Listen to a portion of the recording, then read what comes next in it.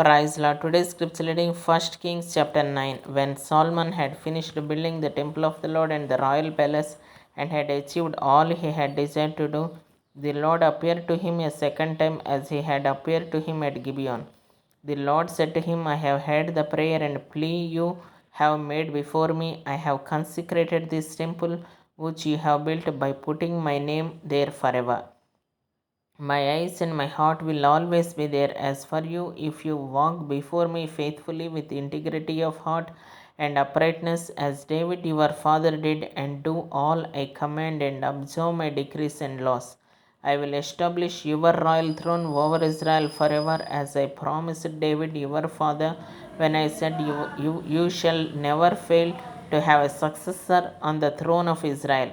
But if you or your descendants turn away from me and do not observe the commands and decrees I have given you, and go off to serve other gods and worship them, then I will cut off Israel from the land I have given them, and will reject this temple I have consecrated for my name. Israel will then become a byword and an object of ridicule among all the peoples. This temple will become a heap of rubble. All who pass by will be appalled and will scoff and say, why has the Lord done such a thing to this land and to this temple? People will answer, because they have forsaken the Lord their God, who brought their ancestors out of Egypt, and have embraced other gods, worshipping and serving them. That is why the Lord brought all this disaster on them. At the end of 20 years, during which Solomon built those two buildings, the temple of the Lord and the royal palace, King Solomon gave 20 towns in Galilee to Hiram king of Tyre, because Hiram had supplied him all the cedar and juniper and gold he wanted. But when Hiram went from Tyre to see the towns that Solomon had given him, he was not pleased with them. What kind of towns are these you have given me, my brother? He asked, and he called them the land of Kabul, a name they have to this day. Now Hiram had sent to the king 120 talents of gold. Here is the account of the forced labor King Solomon consecrated to build the Lord's temple, his own palace, the terraces, the wall of Jerusalem, and Hazar, Megiddo, and Gezer. Pharaoh king of Egypt had attacked and captured Gezer. He had set it on fire. He killed its Canaanite inhabitants and then gave it as a wedding gift to his daughter, Solomon's wife. And Solomon rebuilt Gezer. He built up Lower Beth Horon, Balath, and Tadmor in the desert within his land, as well as all his store cities and the towns for his chariots and for his horses.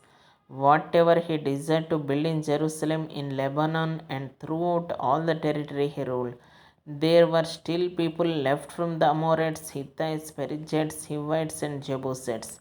Solomon conscripted the descendants of all these peoples remaining in the land, whom the Israelites couldn't exterminate, to serve as slave labor as it is to this day. But Solomon didn't make slaves of any of the Israelites. They were his fighting men, his government officials, his officers, his captains, and the commanders of his chariots and charioteers. They were also the chief officials in charge of Solomon's projects, 550 officials supervising those who did the work.